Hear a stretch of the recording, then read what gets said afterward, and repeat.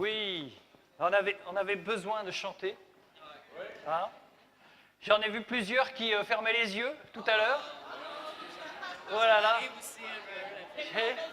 Je ne vais pas dénoncer, hein. Je vais dénoncer personne. Ils se reconnaîtront tout seuls. Mais bon, j'espère que Jacques va vous réveiller. Donc on va parler de l'obéissance de la foi.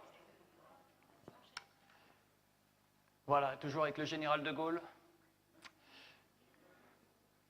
Parce qu'on doit toujours résister. Et une chose à laquelle on doit résister, c'est à l'attitude religieuse.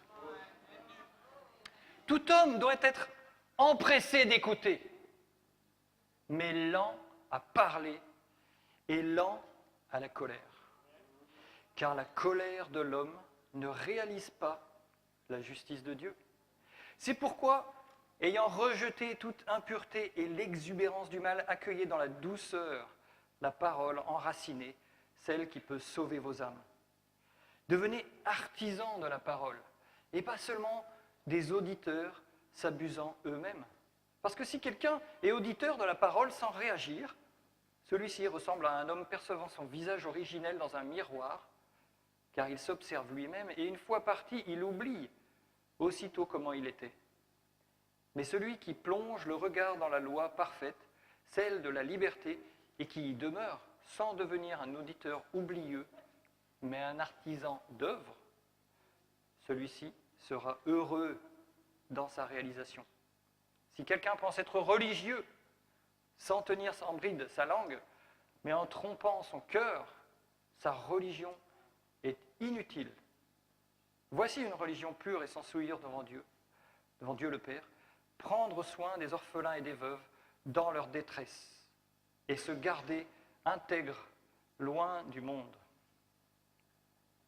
Oui, il y a beaucoup de choses à dire et on ne pourra pas tout dire.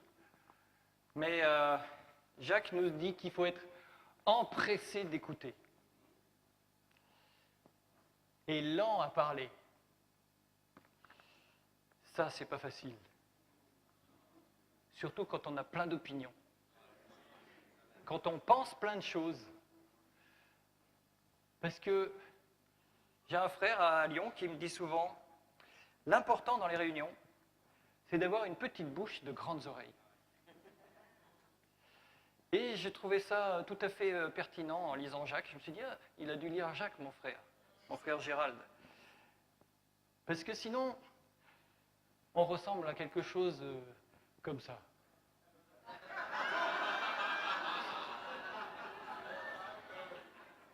Et on n'a pas envie de ressembler à ça. Hein? Moi, en tout cas, j'ai pas envie qu'on voit plus que ma bouche. Donc, j'ai pas envie. Ouais, voilà, donc c'est vraiment. Je vais résister à l'attitude religieuse. Ensuite, Jacques, il nous parle d'un visage des origines. Et il nous dit que si quelqu'un est auditeur de la parole sans réagir, celui-ci ressemble à un homme percevant son visage originel dans un miroir, ou le visage de ses origines. Alors il y a trois possibilités. Soit c'est le visage de notre enfance perdue, c'est-à-dire ce qu'on était quand on était un enfant. Mais ça rejoint un peu la deuxième, qui est le visage détérioré par le péché. C'est-à-dire, on peut interpréter ça en disant ah, comme j'ai beaucoup péché, eh bien, mon visage originel, le visage du début de ma vie, a été abîmé. Ou alors, on peut dire que ce visage originel, c'est le visage que Dieu voulait pour nous, qu'il destinait pour nous. Alors, qu'est-ce qu'on va choisir? On pourrait dire, chacun choisit ce qu'il veut. En fait, les pères de l'Église utilisaient ces deux écritures pour interpréter l'épître de Jacques sur le visage des origines. Et 2 Corinthiens 3, 17-18 dit « Or le Seigneur, c'est l'Esprit, et là où est l'Esprit du Seigneur, là est la liberté.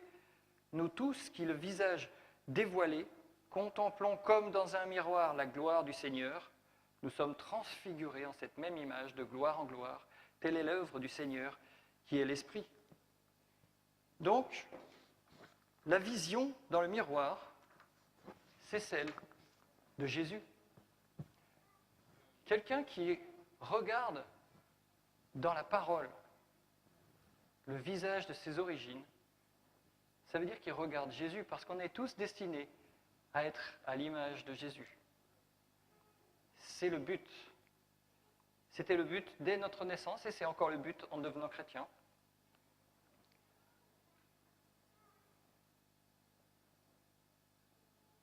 Et pour faire ça, pour obtenir ce visage, on a besoin de devenir des poietai logu, c'est-à-dire des schtroumpfs. Les schtroumpfs poètes. Alors, ce n'est pas vraiment schtroumpf, c'est poietai logu, ça veut dire des poètes de la parole. Alors, on traduit par artisan ou artiste de la parole. Mais imaginez que vous achetiez dans une librairie une pièce de Molière ou de Racine, peu importe, une pièce de théâtre écrite. Tant qu'elle n'est pas jouée, cette pièce n'est qu'un livre. Tant qu'elle n'est pas mise en scène, ça n'est que des écritures sur du papier. Et la Bible, c'est la même chose. Si vous avez la Bible dans votre bibliothèque, que vous ne la lisez pas et que vous ne la mettez pas en pratique, ça n'est qu'un livre. Par contre, si vous la mettez en pratique, si vous la jouez dans votre propre vie, ça devient la parole de Dieu. Alors évidemment, dans chaque culture, si vous jouez le Cid de Corneille ici, à Montréal, vous n'allez pas la jouer de la même manière qu'à Lyon, ou à Abidjan, ou ailleurs. Il va y avoir des éléments culturels, des éléments de personnalité des acteurs qui vont entrer en jeu. Mais ça sera toujours la même pièce. Et la Bible, c'est la même chose. Si vous la mettez en pratique à Abidjan, évidemment, et à Abidjan, ils vont chanter comme ça. Si vous allez à Lyon, on chante comme ça. On s'améliore, on s'améliore. Il fut une époque où c'était un peu ça, et grâce à ma femme qui est une artiste, ça bouge. Amen. Mais on a besoin voilà, de mettre en pratique avec qui on est la parole de Dieu. Mais le même esprit est là, toujours. Et moi, je viens ici et je trouve le même esprit. Et ça m'encourage tellement d'avoir une famille de l'esprit. Même si on a des petites différences culturelles. Et il faut faire attention parce qu'au verset 26, Jacques nous dit, si quelqu'un pense être religieux sans tenir sa langue en bride, mais en trompant son cœur, sa religion est inutile. Il faut faire très attention parce que ce qu'il veut dire, c'est mettre en pratique la Bible n'a rien à voir avec être pratiquant. Souvent on dit, oh, je suis chrétien pratiquant, ou je suis chrétien non pratiquant. Et les gens, à travers ça, ils veulent dire, je suis chrétien qui va à l'église le dimanche, ou je suis chrétien qui ne va pas à l'église le dimanche. Et ça n'a rien à voir avec ça. Mettre en pratique la Bible, c'est la vivre. C'est la mettre en scène dans notre vie et lui obéir. Voilà comment on fait pour résister à l'attitude religieuse. Alors, on pourrait dire beaucoup de choses, ce passage était très riche, mais je pense que c'était deux choses importantes. Ensuite, il nous dit qu'on doit résister à la discrimination. Il dit, mes frères, que votre foi en notre Seigneur de gloire, Jésus-Christ, ne soit pas liée à des signes extérieurs, car s'il entre dans votre assemblée un homme avec un anneau d'or et un vêtement splendide, et qu'il y entre aussi un pauvre dans un vêtement malpropre, si vous honorez celui qui porte l'habit splendide et dites, toi, assieds-toi ici confortablement, et si vous dites au pauvre, toi, reste debout là-bas, ou assieds-toi ici, sous mon marchepied, ne doutez-vous pas en vous-même, il rappelle le doute qui nous déchire, ne doutez-vous pas en vous-même, et ne devenez-vous pas des juges au raisonnement mauvais, Écoutez mes frères bien-aimés, Dieu n'a-t-il pas choisi les pauvres du monde comme riches dans la foi et héritiers de ce royaume qu'il a promis à ceux qu'il aime? Or, vous avez déshonoré le pauvre, les riches ne vous oppriment-ils pas? Ne vous entraînent-ils pas au jugement? Ne blasphèment-ils pas le beau nom qui a été invoqué sur vous? Certes, si vous accomplissez la loi royale selon l'Écriture, tu aimeras ton prochain comme toi-même, vous faites bien. Mais si vous agissez partiellement, vous commettez un péché et vous êtes révélés par la loi comme des transgresseurs. Quiconque en effet observe complètement la loi mais achoppe sur un seul aspect devient définitivement contrevenant de tous. Car celui qui a dit « tu ne commettras pas d'adultère » a dit aussi « tu ne tueras pas ». Mais si sans commettre d'adultère tu tues, tu deviens parfaitement transgresseur de la loi. Ce que vous dites, faites-le, comme si vous étiez sur le point d'être jugé à travers une loi de liberté. Car le jugement est sans miséricorde pour ceux n'ayant pas fait miséricorde. La miséricorde triomphe du jugement. Et alors, c'est encore un passage très riche, mais une des choses qu'il dit pourrait, au chapitre 2, verset 1, pourrait se traduire de cette manière. Ne trouvez pas dans des signes extérieurs la preuve fiable de la gloire accordée par notre Seigneur Jésus-Christ. Je vous passe les détails grammaticaux qui permettent de traduire comme ça. Mais qu'est-ce que veut dire Jacques? Il veut dire que les gens qui sont pauvres ne sont pas forcément maudits. Mais parfois, ils sont choisis. Même Paul dit, il n'y a pas beaucoup de nobles, il n'y a pas beaucoup de puissants dans votre assemblée. Pourquoi? Parce que les gens qui sont pauvres reconnaissent qu'ils ont un besoin. Et ils ne sont pas remplis, comme je disais tout à l'heure. Et donc ils savent qu'ils peuvent aller chercher auprès de Dieu quelque chose, une promesse, et vivre leur foi. Et leur pauvreté matérielle facilite leur vie spirituelle, finalement. Et il faut faire attention, parce que quand on lit ça comme ça veut dire que si j'ai une belle voiture et une grosse maison, ça ne veut pas forcément dire que Dieu m'a béni. Si, il m'a béni dans un sens parce qu'il m'a donné ça, mais ça ne veut pas dire qu'il approuve tout ce que je fais. Et que, en conséquence de mes actes et de ma super spiritualité, j'ai une grosse maison et une grosse voiture. Contrairement à ce pauvre là-bas qui n'a rien et qui, quelque part, a du péché pour ne rien avoir. Alors certes, on peut être pauvre parce qu'on ne cherche pas de boulot et qu'on ne travaille pas, c'est sûr. Mais ce n'est pas automatique et il faut faire attention au jugement. Et c'est ce que Jacques dénonce dans ce passage. Se sentir supérieur parce qu'on est riche, c'est un péché. Mais Jacques, d'une certaine manière, il demande aussi aux pauvres de ne pas envier les riches. Parce que ça aussi, c'est un péché. Ah, Dieu ne m'a pas béni. Si Dieu pouvait écouter mes prières, il me bénirait, mais je crois qu'il ne m'écoute pas. Et au final, on finit par douter quand on pense comme ça. On est déchiré parce qu'on n'a pas la bonne vision de Dieu. Et en fait, à travers tous ces raisonnements-là, Jacques, qu'est-ce qu'il nous dit? Attention de ne pas importer les valeurs du monde dans l'Église. Je me souviens, en août, l'année dernière, il y avait un magazine en France qui s'appelle Le Nouvel Observateur. Et ils avaient fait leur une sur les ultra-riches. Oh, j'ai trouvé ça génial, j'avais envie d'acheter le truc pour me dire « Waouh, regarde, ils ont des gros bateaux, ils ont des maisons incroyables avec des piscines qui donnent sur la mer et tout. » Et au fond, en lisant ça, j'ai trouvé ça chez ma belle-mère. En lisant ça, je dis « Ah, mais est-ce que je ne suis pas en train de rêver à quelque chose que je n'ai pas ?» Et en fait, si, je pense. Alors, vous me direz, c'est pas bien grave. Mais quand même, c'est un petit bout de valeur du monde qui rentre dans mon cœur. Et au final, si je ne fais pas attention, si je ne chasse pas ça, je peux finir par avoir vraiment envie de devenir plus riche. Et quelque part, ça m'est arrivé, d'une certaine manière, je prends conscience.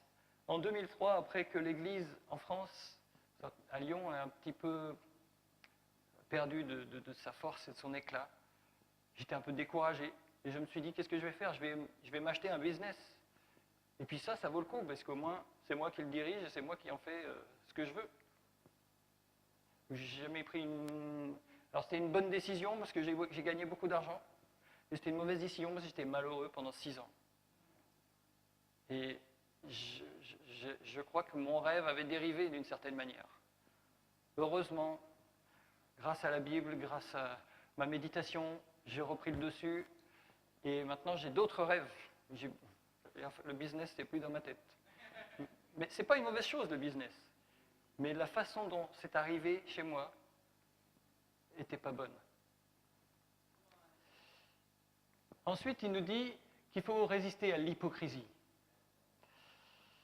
Et qu'il faut, quelque part, risquer sa foi. À quoi cela sert-il, mes frères, de dire qu'on a la foi sans avoir d'œuvre?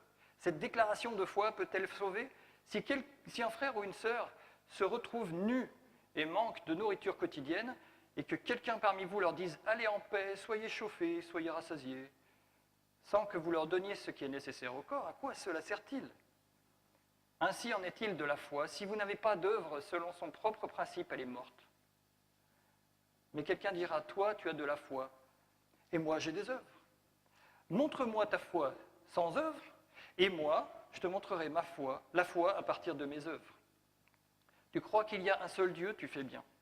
Les démons aussi le croient, et ils tremblent. Veux-tu comprendre, ô homme vain, que la foi sans les œuvres est stérile? Abraham, notre père, ayant offert son fils Isaac sur l'autel, fut-il déclaré juste sans œuvres? Tu vois que la foi concourait à ses œuvres, et qu'à partir des œuvres, la foi fut complète. Aussi fut accomplie l'écriture disant Abraham eut foi en Dieu, et cela lui fut compté comme justice, et il fut appelé ami de Dieu. Voyez donc que c'est par des œuvres que l'homme est justifié, et non à partir de la foi seulement. De même aussi, Rahab, la prostituée, fut justifiée à partir des œuvres, elle qui accueillit les messagers et les fit partir par un autre chemin. Car comme le corps sans esprit est mort, de même aussi la foi sans les œuvres est morte. Alors, il y a quelque chose d'assez intéressant, c'est que très souvent, des théologiens ou des exégètes ont opposé ce passage à la théologie de Paul, en disant « Ouais, mais Paul, il dit que c'est par la foi qu'on est justifié, et puis Jacques, il dit que c'est par les œuvres. Alors, comment on fait ?» Alors, évidemment, c'est une question de contexte. Luther était le premier à dire que c'était une épître de paille, comme je disais ce matin, parce que c'est la foi qui justifie, donc Jacques avait forcément tort. Et il n'a pas cherché à savoir de quoi il en retournait. En fait, quand Jacques écrit, il connaît Paul, c'est sûr. Mais voilà un petit tableau qui résume.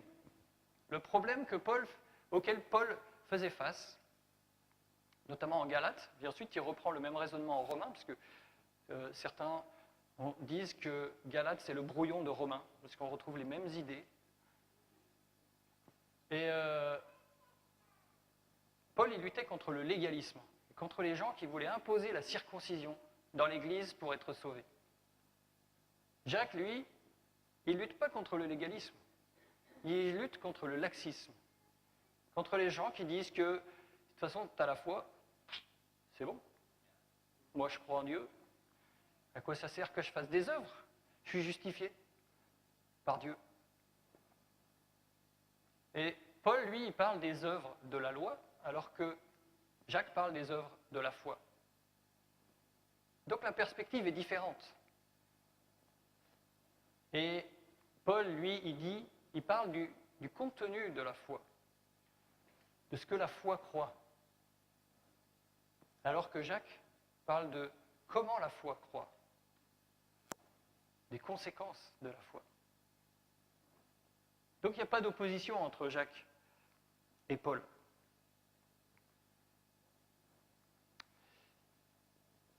La foi obéit et cherche à comprendre. Elle fait les deux.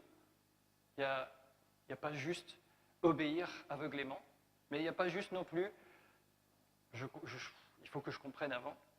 On doit absolument mettre les deux en même temps. Si vous ne comprenez pas, commencez par obéir et probablement vous comprendrez après. C'est comme ce que nous a dit Ghislain ce matin sur l'amour. Si vous ne cherchez pas à aimer, vous ne comprendrez jamais ce que c'est que l'amour. Il faut d'abord commencer. L'hypocrisie, ça se manifeste aussi par des formules religieuses. Et Jacques, il se moque ici. Il fait de l'ironie. Par exemple, il dit, oh, les gens dans l'église, vous dites aux pauvres, allez en paix. Shalom. C'était ce que les gens disaient, ouais, shalom, shalom. Ok. Oh, j'ai faim, shalom. C'est une formule religieuse. Chauffez-vous et rassasiez-vous. Il ne leur dit pas, en fait, c'est soyez réchauffés. Sous-entendu, Dieu va le faire, et sous-entendu, c'est pas moi qui vais le faire. D'accord? Oh, t'as faim. Je suis sûr que Dieu va prendre soin de toi. À la semaine prochaine. Les formules religieuses, Jacques, il les détruit. Il fait de l'ironie contre ces gens qui utilisent des formules toutes faites. Dieu te bénisse. Dieu te bénisse, mon frère. Oui, j'espère. Et puis, voilà, c'est ce genre de formules toutes faites qu'on répète, et puis au final, elles ne veulent rien dire. Elles ont perdu leur sens. Elles sont presque... C'est comme si Dieu te bénisse, qui ne veut plus rien dire, c'est presque une insulte à Dieu, finalement. Donc, Jacques, il nous parle de deux conceptions de la foi, et qui met en opposition la foi comme une simple adhésion, et la foi qui est agissante. La première, elle ne sauve pas. La deuxième, elle sauve.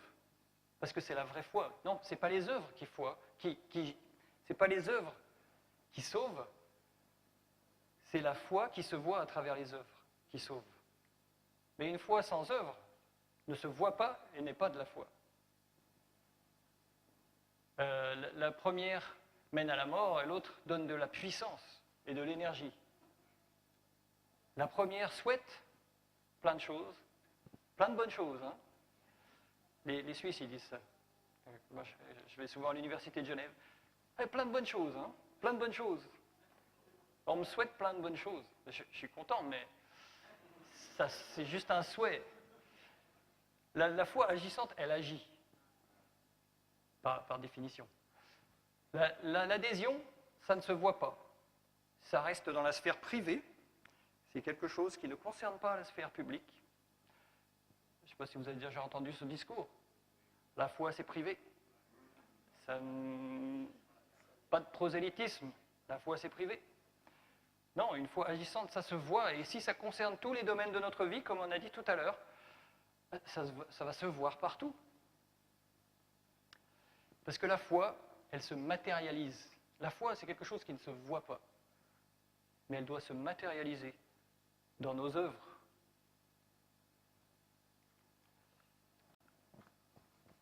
J'ai mis là une citation d'un théologien que j'aime bien. Je ne suis pas d'accord avec tout ce qu'il a dit, mais il a quand même dit des grandes choses. Il s'appelle Karl Barth. Et il a écrit que croire, c'est faire un choix entre la foi et ce qui n'est pas elle. C'est-à-dire entre l'erreur et la superstition. Et la foi implique que l'on cesse d'être neutre vis-à-vis de Dieu. Que l'on sorte enfin de son univers à soi pour oser choisir et s'engager ouvertement, publiquement. Une foi qui resterait une affaire privée, qui ne se manifesterait pas au dehors, ne serait plus qu'une incrédulité cachée, une fausse foi, une superstition. Il écrit ça en 1946, au sortir de la guerre, dans un écrit qui critique une certaine partie des églises protestantes qui sont restées fidèles à Hitler et qui, sous prétexte qu'il ne faut pas se rebeller contre les autorités, ont suivi Hitler. Et lui a fait le choix de s'opposer. Choix courageux. Alors il était courageux, en même temps il était suisse, donc il était un peu protégé, mais un de ses disciples, qui s'appelait Dietrich Bonhoeffer, est mort dans un camp de concentration. parce qu'il a professé sa foi. En Jacques 2, 19, Jacques dit que tu crois qu'il y a un seul Dieu, tu fais bien. Les démons le croient aussi, et ils tremblent. Donc cette foi qui n'est qu'une adhésion, qui n'a pas d'œuvre, qui reste dans la sphère privée, au final, c'est la même foi que les démons. Vous n'avez pas une foi meilleure que celle d'un démon. Et on se dit, ah, ben alors, c'est démoniaque. Ma foi est démoniaque. Incroyable. Paul, en Romains 14, il dit, tout ce qui ne résulte pas de la foi est péché. Donc si vous faites des œuvres, mais que ces œuvres ne résultent pas de la foi, ce sont des péchés. Donc une œuvre sans foi est démoniaque aussi. Donc vous voyez que la Bible entière, Paul et Jacques ensemble, prêchent la foi et les œuvres. Pas l'une ou l'autre, pas un côté ou l'autre, mais les deux. Et franchement, c'est assez radical, parce que ça veut dire que tout ce que vous faites dans lequel vous ne mettez pas votre foi est un péché. Donc forcément, je ne sais plus quel frère disait ce matin qu'on a tous, en priant, qu'on a tous péché de nombreuses fois cette semaine. Ça devient encore plus évident quand on lit ça. Et puis ensuite, il nous parle de la foi, et il nous donne deux exemples de gens qui ont mis en œuvre leur foi. Il nous donne Rahab. Et alors, quelle est l'œuvre de Rahab? Elle a trahi son peuple.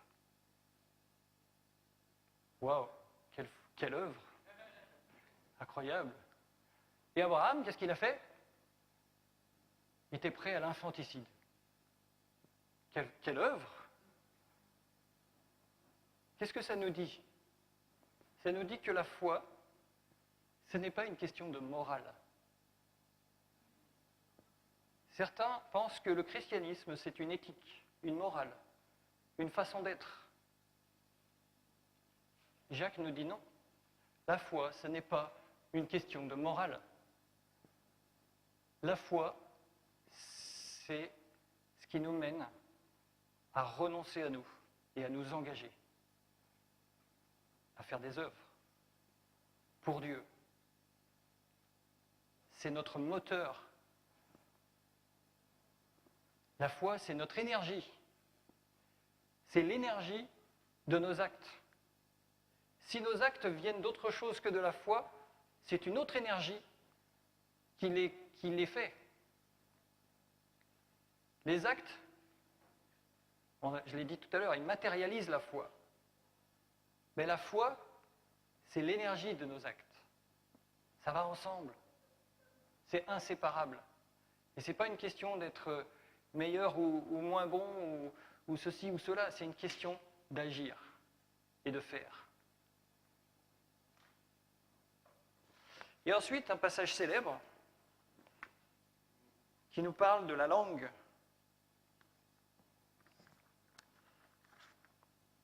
Il nous dit, ne soyez pas nombreux à enseigner, mes frères, sachant que nous recevrons une plus grande contestation. Les enseignants peuvent être contestés. Alors, qu'est-ce que ça veut dire, contester? C'est un mot à double sens pour Jacques. Ça veut dire que Dieu peut contester les enseignants, mais que d'autres enseignants aussi pourront contester des enseignants. Donc celui qui ouvre sa bouche prend un risque, il doit le mesurer, et il doit accepter d'être contesté et de revenir. Si quelque chose que j'ai dit aujourd'hui ne vous plaît pas, vous pouvez tout à fait le contester et venir m'en parler. Bibliquement. Entre enseignants. C'est-à-dire vous devez avoir une attitude à être capable d'expliquer pourquoi vous n'êtes pas d'accord. Car tous, souvent, nous tombons. Si quelqu'un ne tombe pas en parlant, celui-ci est un homme accompli, capable de maîtriser tout le corps. Ça, c'est un verset de transition entre la parole de l'enseignant et la parole des disciples. En fait, l'enseignant, c'est un disciple comme un autre. Et Jacques se met dedans. Ça, c'est une autre chose que Jacques nous dit sur lui, c'est qu'il est un enseignant. Et enfin, il dit, si nous mettons le mort aux dents des chevaux, pour qu'ils nous obéissent, nous guidons leur corps entier. Voyez aussi les bateaux. Si grands soient-ils et poussés par des vents rudes, ils sont conduits sous contrôle d'un tout petit gouvernail, là où le pilote en a l'intention. Ainsi aussi, la langue est un petit membre qui se vante de grandes choses. Voyez comme un petit feu embrase une grande forêt. La langue aussi est un feu. La langue, monde de l'injustice, est installée dans nos membres, elle qui souille le corps tout entier et qui embrase le cours de l'existence, tout embrasée qu'elle est par la géhenne. La langue, en fait, le mot langue en grec, il est très proche du mot géhenne avec les consonnes. Et donc, Jacques fait un jeu de mots et il explique qu'en fait, la langue peut faire advenir l'enfer dans les relations et dans l'Église. Et on en a, enfin, pour ceux qui étaient là avant 2003, on en a eu un exemple de gens qui ont détruit des morceaux entiers d'Église à cause de leur langue, qu'ils n'ont pas su tenir. Et ensuite, en fait, la langue met en danger toute la création parce qu'elle crée le désordre. Si toute espèce de bête, d'oiseaux, de reptiles, d'animaux marins est domptée et ont été domptés par l'espèce humaine, la langue, par contre, personne parmi les hommes ne peut la dompter. Insaisissable et méchante, pleine d'un poison mortel. Personne parmi les hommes ne peut la dompter. C'est-à-dire que, grâce à Dieu, on peut dompter notre langue. Par la foi, par l'obéissance, par l'amour. Par elle, nous louons le Seigneur et Père, et par elle, nous maudissons les hommes créés à la ressemblance de Dieu. Or, de la même bouche sort une bénédiction et une malédiction. Il ne faut pas, mes frères, qu'il en soit ainsi. Est-ce que la source fait jaillir par la même ouverture le doux et la mer? Mes frères, le figuier peut-il produire des olives ou la vigne des figues? Une eau ne peut être à la fois salée et douce. Finalement, qu'est-ce que ça dit? Ça dit que la parole de l'homme n'est pas digne de confiance, parce qu'elle dit des choses mélangées, des bonnes et des mauvaises. Et à la fin, on ne sait plus ce qui est bon. Par contre, la parole de Dieu, elle est bonne. Et elle ne mélange pas les choses. Et elle est toujours pure. Et elle ne change jamais parce qu'elle vient d'un Dieu chez lequel il n'y a ni changement, ni ombre de variation, comme on l'a lu tout à l'heure. Et ce passage, il ressemble à un raisonnement qu'on trouve dans le Sermon sur la montagne. Ici, il parle des figues et des olives et de la vigne. Et il reprend le même raisonnement qu'on retrouve en Matthieu chapitre 7. Comme je suis un peu juste, on va passer. Ensuite, on nous demande de résister à la sagesse terrestre. Qui est sage et qui est intelligent parmi vous? Qu'il montre ses œuvres, issues de la bonne conduite dans la douceur, issue de la sagesse. Mais si vous avez dans le cœur une jalousie amère et de la rivalité, ne vous vantez pas et ne mentez pas contre la vérité. Cette sagesse n'est pas en provenance d'en haut, mais elle est terrestre, animale, démoniaque. En effet, là où il y a jalousie et rivalité, il y a aussi désordre et mauvais projets, mais la sagesse d'en haut est d'abord pure, elle est ensuite pacifique, bienveillante, conciliante, pleine de compassion et de bons fruits, sans jugement, sincère. Le fruit de justice est semé dans la paix pour ceux qui font la paix. Qu'est-ce que ça veut dire? Dire que la sagesse, la vraie sagesse, est extérieure à l'homme. Elle vient d'en haut. Souvent, on raisonne comme ça. Quand on a une sagesse terrestre, on est au centre et Dieu nous tourne autour.